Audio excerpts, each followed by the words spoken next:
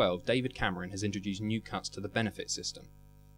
This will mean families with a dual income of £80,000 will continue receiving child benefits, but single-parent families earning up to £45,000 will not receive the benefit anymore.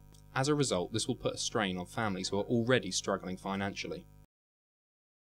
Is this fair, or do you think parents are relying too heavily on the state to provide for their children? We're very clear that it is fair that those who are better off in our society make a contribution to the saving of money we need to make to pay down the debt. So we will be removing child benefit from higher rate taxpayers. We haven't set out how we're going to implement that, and we're going to do that in the next few months. But the principle that it's not fair to ask someone who's earning, say, £20,000 or £25,000 to pay for someone who's on £80,000 or £100,000 to get child benefit is one I think that's very important. Fixing a Broken Home is a documentary looking into the ways in which children deal with the effects of the breakdown of their parents' relationship. This leads to divorce, and we want to explore how divorce of parents affects children in their later life. Some find it hard to accept their parents' separate lives, as they feel like they're missing out compared to other children. It will also be understood how domestic violence occurs within family homes from their parents' new partners. We will advise individuals how to seek help and support if they need it. Becky is one of many children in the UK who had to deal with divorce during her upbringing. We hear her story of how she coped with witnessing her family fall apart. When I was 5, I had to witness a breakup of my parents. I felt like my mum had abandoned me, and I had to watch my dad go on a path of self-discovery. I watched him learn how to cook for me, clean for me, nurture me, and put me on the right path towards success. I didn't see my mum for 3 years, and then she unexpectedly turned up at my 8th birthday party. I had all my family and friends there. It was awful. No one knew where she'd come from, why she was there. So what was it like having your mum back in your life? It was difficult having to adjust to their separate lives. I mean, I didn't really get on with my mum that well, and then my dad got a new girlfriend and I didn't really get on with her, and I started to resent her because she got more attention from my dad than I did. I mean, my dad recognised the fact that I was getting angry about it and sent me to live with my mum. My mum met a new man and he turned out to be a drug user. We felt threatened in our own home, and we felt controlled by him as well. So how long were your mum and her new partner together for then? For about 6 months. It really affected my life and I felt I was starting to go off the rails. Mum's boyfriend finally got arrested and I was able to see a counsellor. It just felt so good to talk to someone. It really made me feel like I wasn't on my own anymore. I really enjoyed talking to my counsellor because it just made me feel so much happier and safer. Jill Guppy is the project manager of Winchester Youth Counselling and provides free counselling to individuals aged 11 to 25 in Winchester. How often is that you're approached by young adults or children with problems within their home? Well, we see around about 120 young people per year for counselling, and I would guess that 80% of those are connected with problems or issues in the family, whatever they may be. There might be various issues such as family breakup or loss, bereavement, or domestic violence, or problems linked with physical, sexual abuse, that kind of thing.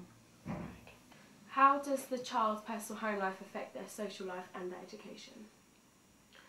It can have a massive effect if they really are finding it difficult to cope.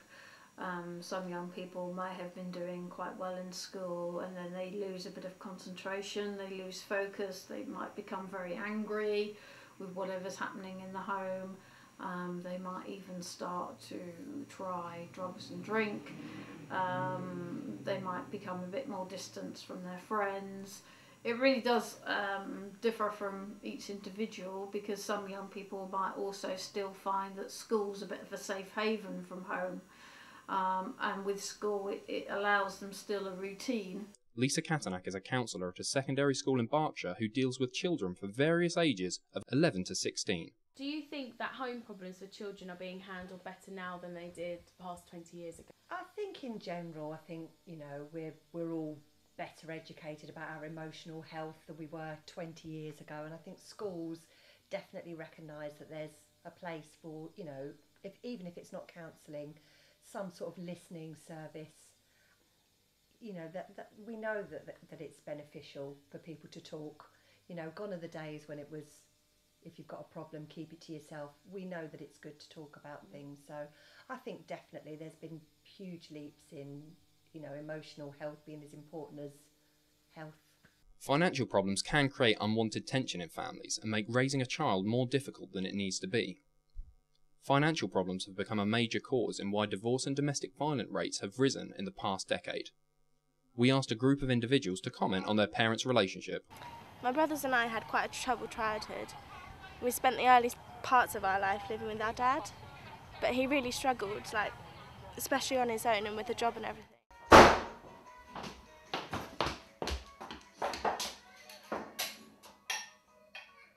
Our mums came back into our lives when I was about 7, and we decided to move back into her home with her boyfriend. And things were going really well with us.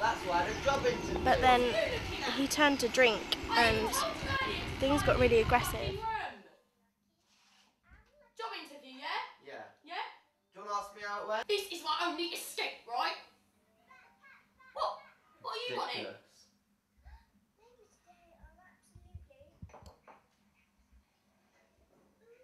Who's been messing with my vodka? I don't You've drink had a that bit. stuff. I think I know how much I've had of this. I don't drink that stuff, you know. The more he started to drink, the more vulnerable my mum became. And in the end she turned to drink herself. And she got really aggressive. I remember this one time in the kitchen and they were arguing. I don't know what they were arguing about, but I'm so glad my brothers didn't witness it.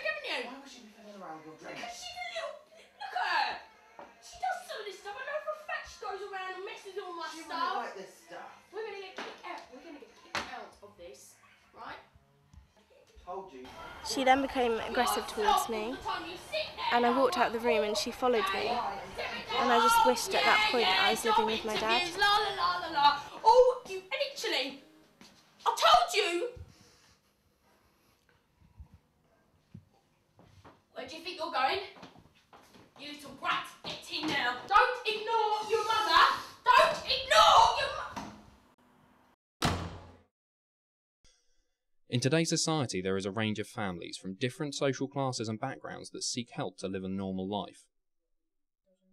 Majority of children are brought up with a sustained, happy and safe home, whereas others put on a brave face to their friends. Some grow up experiencing pressure and strain in their home caused by the current economic state. It is unfortunate that children have to experience these problems and witness their parents' relationship break. But we want to reassure children of all ages, regardless of their feelings or home situations, that they will always have someone to talk to or can easily seek support. The current economic state can clearly affect parent relationships and create unwanted strain.